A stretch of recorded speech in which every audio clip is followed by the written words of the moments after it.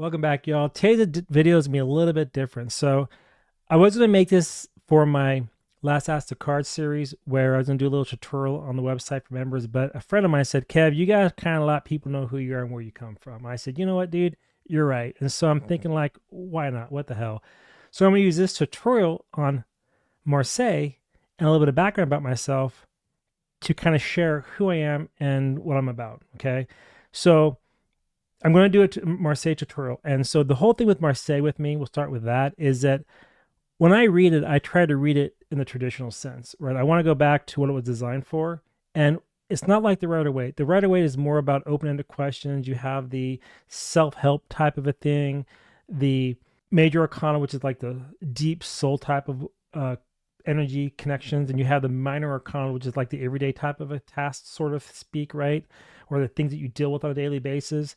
Like two of pentacles, you're balancing decisions on finances or whatever, right? Or in the worldly world, maybe it could be health or something like that. Okay, but when you look at the Marseille, back in those days, it wasn't esoteric at all. It was really about trying to help the common folk answer real world questions for them. So, for example, like, will I have rain for my crops to grow? Will my cattle do well this year in the fields? Will they give any birth so I can then sell them? Or will so and so be pregnant? Just pick a question that's natural, and that's kind of what the Marseille was about. Well, that's what it was about. And so today, reason why I created Last Ask the Cards on my site was because I thought to myself, if people want to say have a question about cultural events or political or whatever, not personal, but more like the culture, things around what's going on in life, drop the question and I'll write it. So usually these are written, but lately I've been kind of doing a little bit of video to show you how I read it and my approach to it, because the Marseille is completely different than the Rider-Waite. And about me now, so my background is also really different than most people. I didn't come to tarot from tarot. That's not how I got into this at all. Actually, I got into a completely weird route. So many years ago, I was heavily involved in theology, heavily, where I was asking to probably take that as a path. And I didn't, but I was. And I studied everything heavily. I studied Greek, Hebrew. I could write it, I got into gematria, which led me into numerology. And then my wife, who was into astrology heavily, she said because my numerology was always accurate, she said, you need to look at tarot. I'm like, what?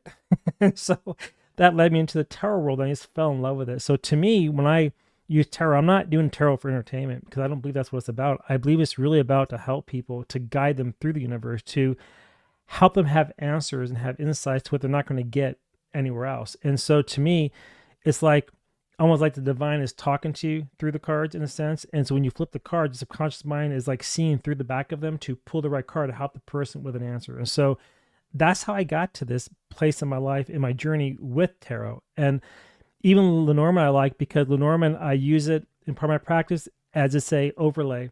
So a lot of times you'll see me throw down cards, right? And I'll throw down Rider-Waite, for example, and I'm doing a reading and I'm kind of getting the overall vibe of something.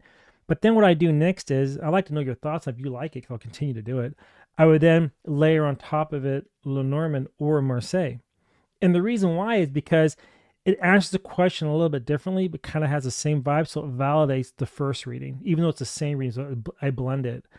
Then at the very end, I will use dice to use numerology with them. And the reason, or I'll add the cards to use numerology with that. And then the numbers resonate at the end to tie it back in again. So it's almost like a double validation. That's how I read, and that's how I enjoy doing it. Because again, in my line of work in the past, I was heavily involved in pattern recognition for companies.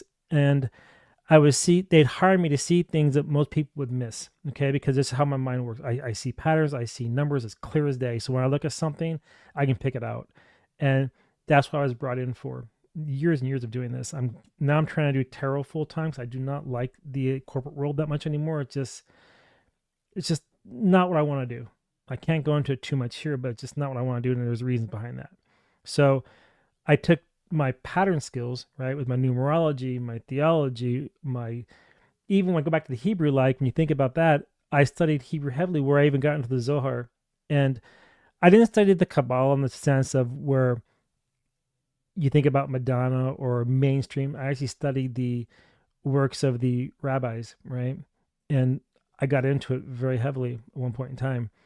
And so I got to the point where I actually was writing Hebrew. So I translate the English text into the Hebrew text, or the Hebrew text into the English text. Sorry, the Hebrew text into the English text, to really learn it deeply and make sure my translations were correct. And then I would use numerology to look for patterns and add things up. For example, when you look at the first letter of the alphabet is the Aleph, right?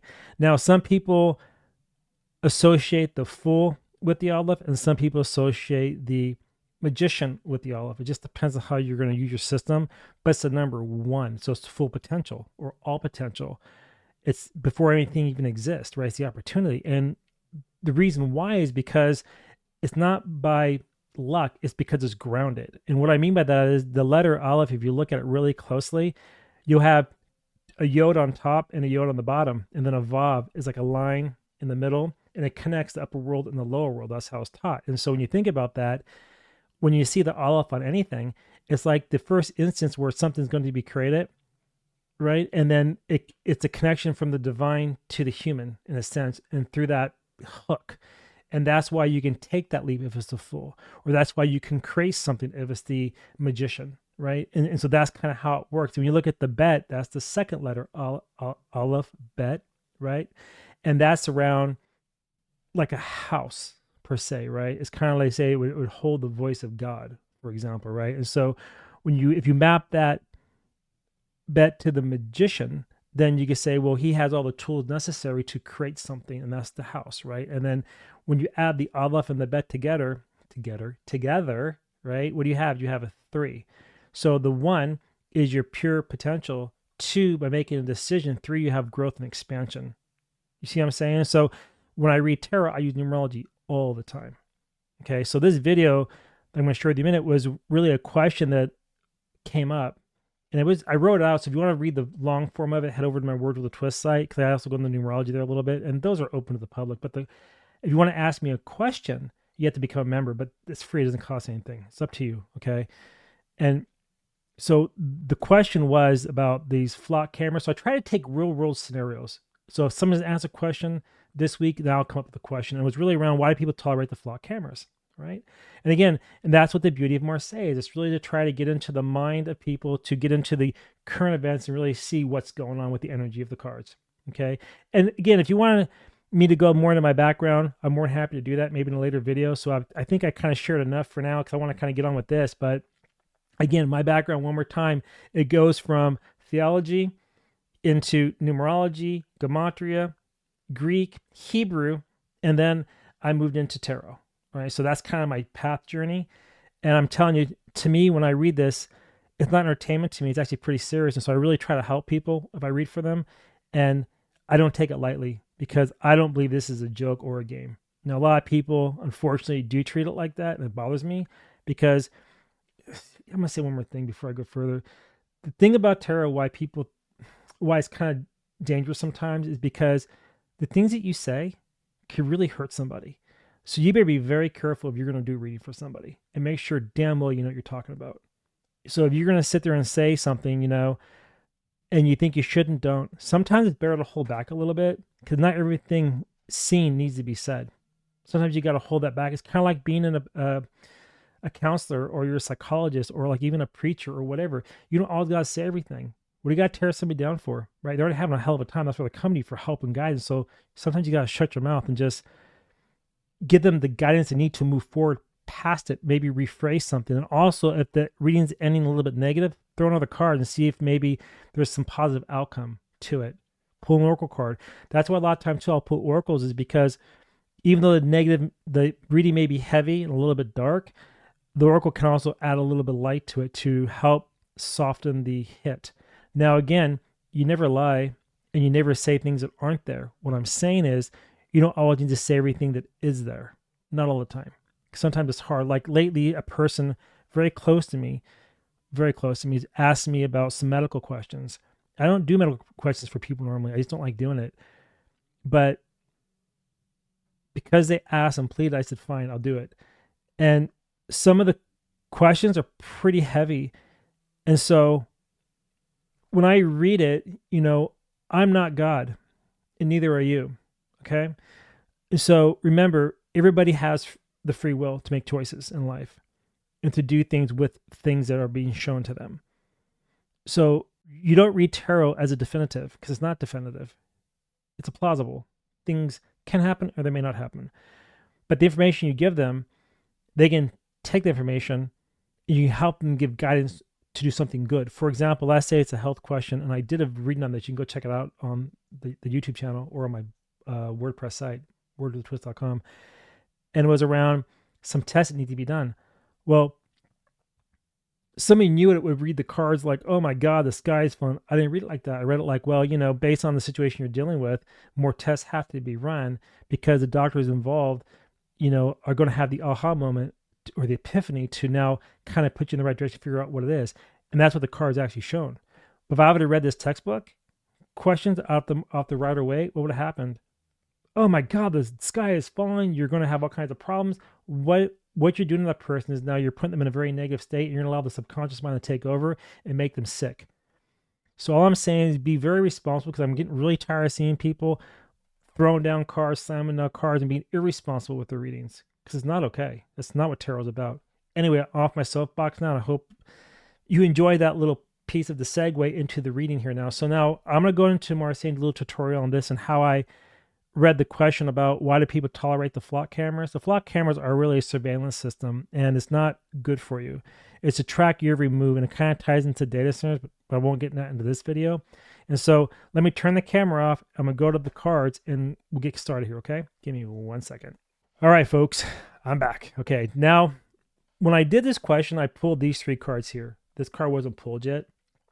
And so the first, when I read the Marseillaise, a little trick for you is 3 cards are down. So I never want to see the cards face up when I'm doing a reading. I always like to have them all face down, because I want to go into this cold and blind. I don't really want to know what it is that I'm looking at, because I want the energy to be legit. I want it to be as real as possible. So now come in here, and when I did this, and you notice too, let me kind of back up a little bit. On Last Ask the Cards, what I do is I actually write down the reading first. I don't do this on normal reads, only on this read, because this is a written thing for my Word of the Twist site. So I first write down the reading. So as I pull the cards, the Queen of Coins, and then the 8 of Wands, and the Knight of Coins, I had a clarifier cards and so forth. I write a little thing about them to kind of get the vibe, overall feel of the reading. And I get my numerology here, add it up, and kind of get an idea of what that's about, okay? That's how I actually do it when I'm doing the written version of this. So then, if I'm pulling the cards, as you saw, the first card was, so there's only 3 cards.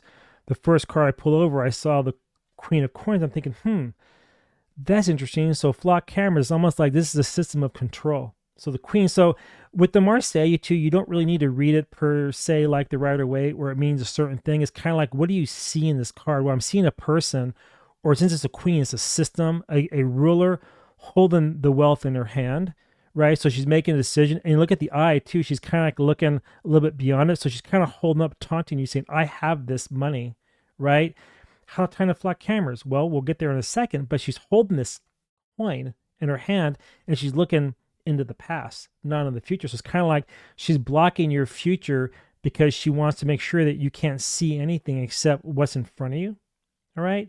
Now, the next thing I do, I will then pull these 2 cards. And because I'm going to do something called flanking, I'm pulling them both. I want to look at them both now. So I'm going to turn them both over at the exact same time, right? Kind of like this. I say, okay, this is interesting. So I'm seeing the 8 of Wands here. And then the 8 of Wands is all about, well,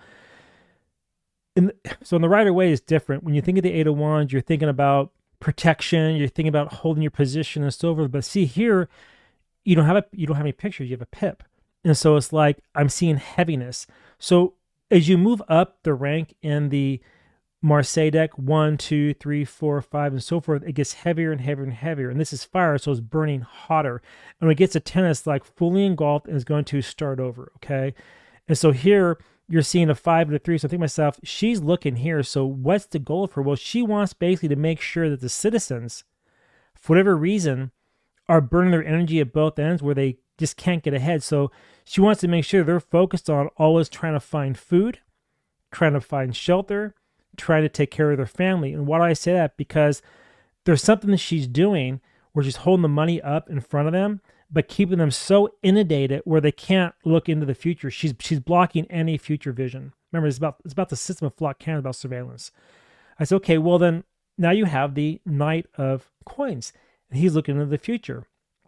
And so what this is like the people married with this card here, or flanked, is saying like the people are so overwhelmed working and always trying to find ways to get ahead. That's what the Knight's about, right? Always trying to move forward, trying to find new wealth. And the right away, this is considered like the seek your fortune card or go find wealth type of a card. It's slow moving, is all trying to find things. Well, here it's like they're so burnt out and can't make ends meet because she's holding back every opportunity that they now try to find ways to just make ends meet. And so I said, well, I need one more card to really clarify this card. And I had the Page of Coins. And the Page of Coins is like all about trying to have new ideas and new ways to move forward. So it's saying that every time they try to move forward into the future, right, to find new means, they come up with an idea, but then they get blocked and have to go back because the page is now looking into the past, right? So it's kind of like it's a direct conflict continually. And so when you read with the Marseille, always notice position and how the cards are facing, right? Even here, the horse wants to move, but it's kind of being held back with his foot. So the frame of the horse is still in the past a little bit. He's moving in the future, but he hasn't really got there yet. You see how his hoof and stuff is still in the white borderline. So he hasn't really moved to the next phase. He's still being held back because you see here that this card is blocking, right? And so they're always forced back to the beginning because the 8 and the Knight flank it. And so the Queen is basically purposely holding them back from anything. And that's why they tolerate the flock cameras, because they're so preoccupied with trying to find their next meal or their next way to pay their rent that they can't focus on anything else because they're constantly being burnt out. Okay? They're burnt out because she's the shadow here. She's a heavy negative force that basically forces them back into a position where I have to find new ways to make money because I'm not making it, because she's restricting the wealth. She's holding it back. So even though everybody's trying to get more money, she's like, no, I'm making sure you don't have to work because I control all things. So that's a way you can read the Marseille with real world type of questions. And if I would go further here, when you think about it also, is that why do they tolerate the flock camera situation? Because when somebody has a broken spirit, they can't fight back. When they're always trying to struggle to make ends meet, right? Struggling, always trying to find new ways to make ends meet because they're burnt out, their spirit is broken. And it makes it very hard to fight back against unfairness or tyranny, right? Now, another thing you can do too to kind of show how this thing works with numerology is that I map these cards a little different. So a lot of people will put the Page at 11, the Knight at 12, Queen at 13, King at 14. I don't do that. I put the Page at a 1, the Knight at a 2, the Queen at a 3, and the King at a 4 because that equals a 10. And a 10 is a complete cycle going back to the 1, the Page again, right? Like expanding the kingdom, so to speak. So when you think about that, then you have an 8 and a Queen is a 3, right? And then the Knight is a 2 and the Page is a 1. That together adds a 14. That gives you 1 energy and a 4 energy. You follow me so far? Well, remember, we're talking about validating the read with numerology. Well, a 1 and a 4 equals a 5. What's a 5? It's chaos and contention. It's struggle. It's strife. Now, it can be free, and if people can find a way to break free from her rule, but when the flock cameras are in place and they're being surveilled all the time, then 5, Tarot continued without any type of escape. So even though they're searching for new angles, the 1, right, hoping to find stability in life, that's the 4. They get caught up in the current economic chaos of the world, that's the 5.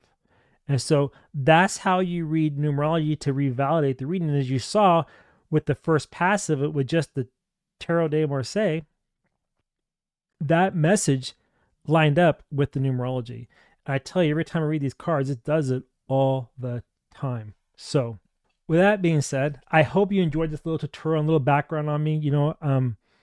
In future videos, I'll probably go into a little bit deeper if you're interested in like the way to use the numerology in Hebrew with the tarot. Certain letters mean certain things. They map to certain cards and so forth. Or if you add certain things up, that number then relates to something else. For example, a 5 is a Hierophant, right? And so when you think about this too, it's almost saying like if you want to map back to if you want to map it to, if you want to map it back to a major arcana card, the five of the Hierophant, it's almost saying you need to really step back and get close with the divine or to break free from the struggles of life, because the one is what?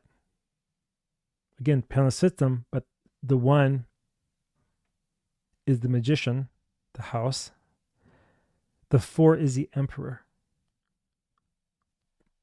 right? Stability. He can give stability or he can be tyrannical, depending. And five together. So the one, the magician, with the four, controlling the house, ruling the house, gives you the five. It gives you a system or a dogma or a something to follow or something you need to go pray about or meditate on, right? And so that's another way you can use numerology, tying it back to a major card to get a deeper meaning. So if you're interested in that type of thing, to drop it in the notes below and let me know, or in the comments below and let me know, and I'll start kind of adding that in a little bit here and there.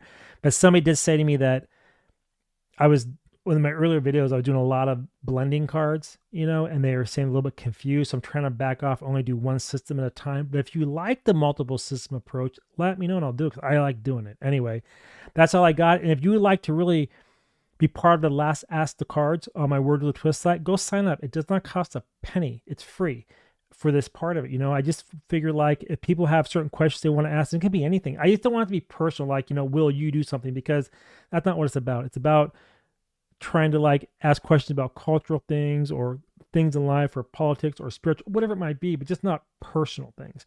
If you want a personal reading, I have those to offer. This is more kind of like a community type of a thing. And we go over there, sign up, and in the queue, ask a question. The form is there, and we will do a written, and maybe I'll even start doing these a little bit in video as well. Anyway, that's all I got. I hope you enjoyed this quick little tutorial.